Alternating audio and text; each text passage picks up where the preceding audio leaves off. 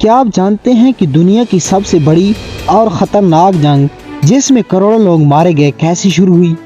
दूसरी जंग अजीम सिर्फ एक जंग नहीं थी, बल्कि ये एक आलमी तबाही थी जिसने पूरी दुनिया को हिला कर रख दिया।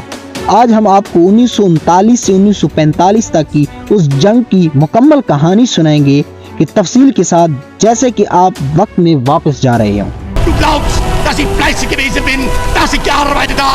It is difficult to track down one single event that sparked the conflict, for ultimately it was a series of events that conspired together to eventually light the flame of war. The world's most hated treaty, the Treaty of Versailles, thus starting World War II in 1939. The whole world is. ये सब कुछ उस वक्त शुरू हुआ जब पहली जंग अजीम के बाद जर्मनी को बदतरीन शिकस्त का सामना करना पड़ा। 1919 में मुआहदा वर्साई के तहत जर्मनी पर सख्त पाबंदियां लगा दी गई, उसका फौजी साजो सामान कम कर दिया गया, इक्तसादी हालत खराब हो गई और जर्मन आवाम में गुस्सा बढ़ने लगा। उसी दौरान एक शख्स मंजरे आम पर आया, एडोल्फ हिटलर। हिटलर ने नाजी पार्टी की बुनियाद रखी और जर्मन आवाम को एक नया ख्वाब दिखाया, एक अजीम जर्मन सल्तनत का। 1933 में वो जर्मनी का चांसलर बन गया और उसके बाद आहिस्ता आहिस्ता वो यूरोप में अपनी ताकत बढ़ाने लगा। फिर 1938 में ऑस्ट्रिया को जर्मनी में शामिल कर लिया।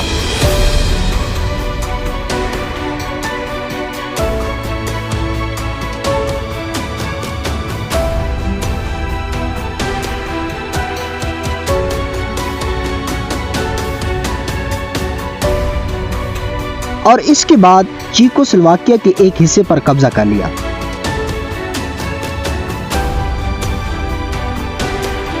इसने 1 सितंबर 1939 को पोलैंड पर हमला किया।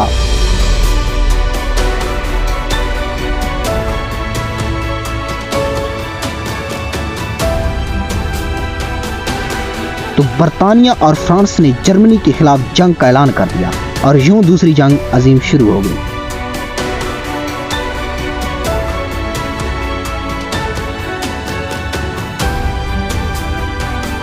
A state of war would exist between us. I have to tell you now that no such undertaking has been received and that consequently this country is at war with Germany.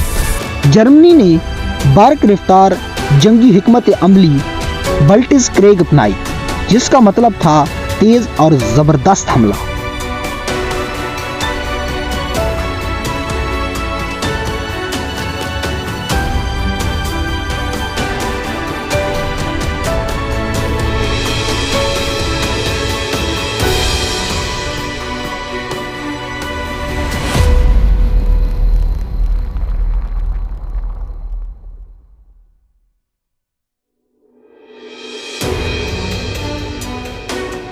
पहले ही चंद महीनों में Germany ने Poland, Denmark, Norway, Belgium, Netherlands और France पर कब्जा कर लिया और लंदन पर बमबारी की गई और यूरोप में दहशत की फजा फैल गई। मगर उस दौरान जंग सिर्फ यूरोप तक महदूद नहीं थी। दूसरी तरफ जापान भी अपनी सल्तनत को बढ़ाने में मसरूफ था। 7 दिसंबर 1941 को जापान ने अमेरिका के नेवल बेस पर्ल हार्बर पर हमला कर दिया और उस हमले के बाद अमेरिका भी जंग में कूद पड़ा और जंग एक आलमी जंग बन गई। I ask that the Congress declare a state of war has existed between the United States and the Japanese Empire. 1942 में जंग का नक्शा बदलने लगा। मशरिक में सोवियत यूनियन ने स्टालिनग्राड की जंग में जर्मनी को बदतरीन शिकस्त दी।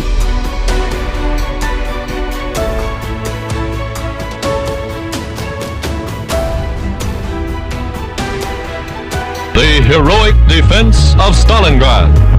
The Soviet army turning the Nazi six-month assault into the most ghastly military disaster in German history. Hands held high, the beaten Nazis pour from house after house in abject surrender.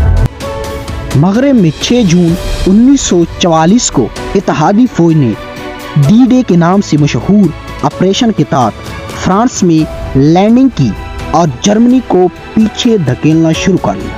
ये वो वक्त था जब Hitler की फौजों को चारों तरफ से घेर लिया गया और जर्मनी की शिकस्त करीब आ गई। 1945 का आगाज जर्मनी के लिए एक डरावने ख्वाब जैसा था। 30 अप्रैल को एडोल्फ हिटलर ने खुदकुशी कर ली। उसके बाद चंद दिन बाद 8 मई 1945 को जर्मनी ने हथियार डाल दिए और यूरोप में जंग खत्म हो गई। लेकिन जंग अभी खत्म नहीं हुई थी। जापान ने अभी तक हथियार नहीं डाला था। 6 और 9 अगस्त 1945 को अमेरिका ने जापान के शहरों हिरोशिमा और नागासाकी पर एटमी बम गिराए। लाखों लोग मारे गए और आखिरकार 2 सितंबर 1945 को जापान ने भी हथियार डाल दिए और इसके साथ भी दूसरी जंग अजीम मुकम्मल तौर पर खत्म हो गई। जंग के नतीजे और सबक। ये जंग इंसानियत की सबसे बड़ी तबाही थी। तकरीबन 7 करोड़ लोग हलाक हुए और लाखों शहरों तबाह हो गए और दुनिया की सियासत हमेशा के लिए बदल गई। अक़वाम मुत्तहिदा UN का क़याम अमल में आया ताकि ऐसी जंगें दोबारा कभी ना आएं। ये जंग हमें सिखाती है कि ताकत की होश और जंग की आग पूरी दुनिया को बर्बाद कर सकती है। हमें माजी से सीखना होगा ताकि हम मुस्तकबिल में ऐसी गलतियों से बच सकें। अगर आपको ये वीडियो पसंद आई हो तो लाइक करें और सब्सक्राइब करें। मिलते हैं इंशाल्लाह नेक्स्ट वीडियो में।